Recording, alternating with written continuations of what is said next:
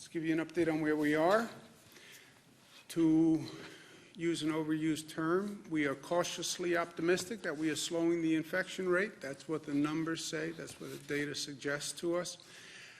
Change in total hospitalizations is down, not relative to yesterday, but when it's averaged, the 3-day average on the hospitalizations, you see a dramatic decline in those numbers, and that's obviously very good news. Change in ICU admissions is actually a negative number for the first time since we started this intense journey. That means there are fewer people in the intensive care unit statewide than there were. And again, that's the first time we've seen a negative number, so that's good. The 3-day average of that is down. Change in intubations is a little tick higher than it's been in the past few days, but it's still overall down. The 3-day average is also down. The bad news is we continue to lose a tremendous number of lives and endure great pain as a state. 777 lives lost. I understand intellectually why it's happening. It doesn't make it any easier to accept. What's happening is the number of people who came in 2 weeks ago when we had those very high hospitalization rates. Either you get treated and get better and get discharged, or you stay in the hospital and probably wind up on a ventilator, and the longer you're on a ventilator, the less likely you will come off the ventilator. And that's what's happening now. These lives lost are people who came in at that height hospitalization period, and we're losing them. The number is lower than yesterday for those who can take solace in that fact. As someone who searches for solace in all this grief, the leveling off of the number of lives lost is a somewhat hopeful sign.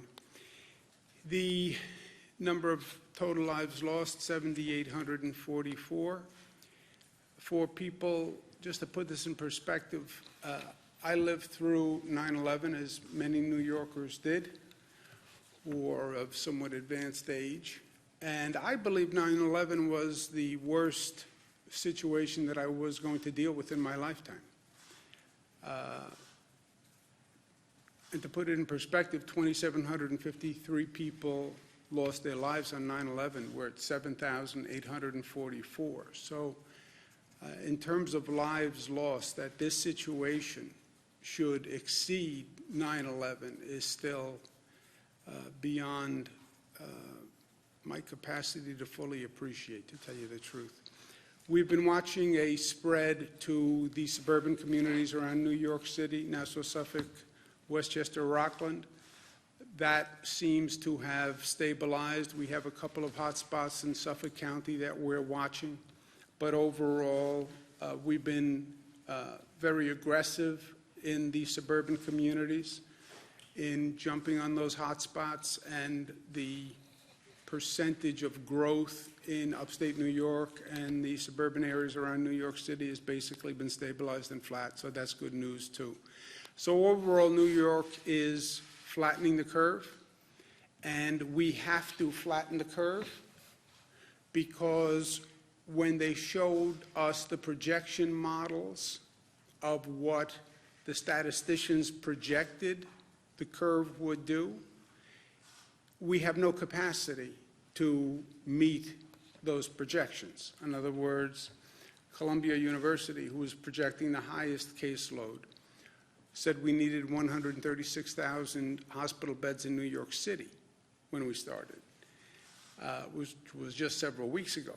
136,000 hospital beds in New York City. We only have about 33 to 36,000 hospital beds in New York City. So that was obviously distressing, to say the least. McKinsey had projected we would need 110,000 hospital beds.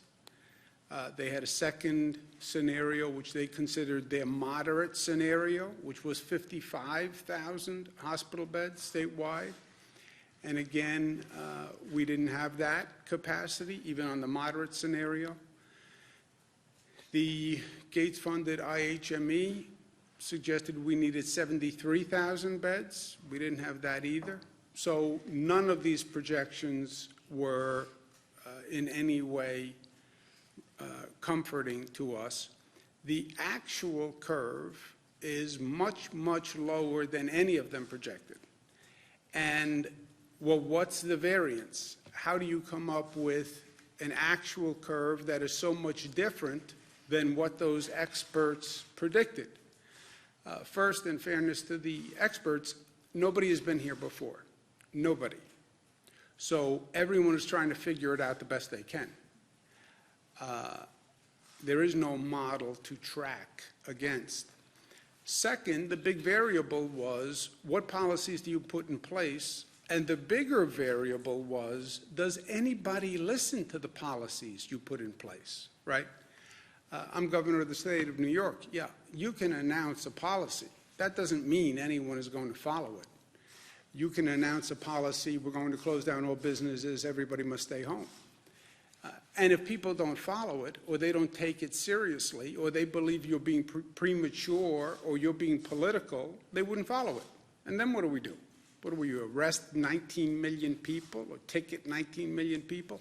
So the big variable was, what policies do you put in place? And the bigger variable, does anybody care?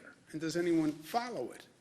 And all these social distancing, stay at home, nobody has ever done this before. So the statisticians had to come up with a premise on how many would comply, and we've actually exceeded that. But we have to keep doing it. You know, people tend to think, well, this is a natural trajectory of the disease. There is no natural trajectory. The trajectory is the trajectory that we create by our actions. The natural trajectory would see that line continue to go up. It would continue to go up and up and up until you develop herd immunity, where you would see many, many more infections. So we did that. We are doing that. And that's why we have to stay the course. Hi everyone, George Stephanopoulos here. Thanks for checking out the ABC News YouTube channel. If you'd like to get more videos, show highlights, and watch live event coverage, click on the right over here to subscribe to our channel, and don't forget to download the ABC News app for breaking news alerts. Thanks for watching.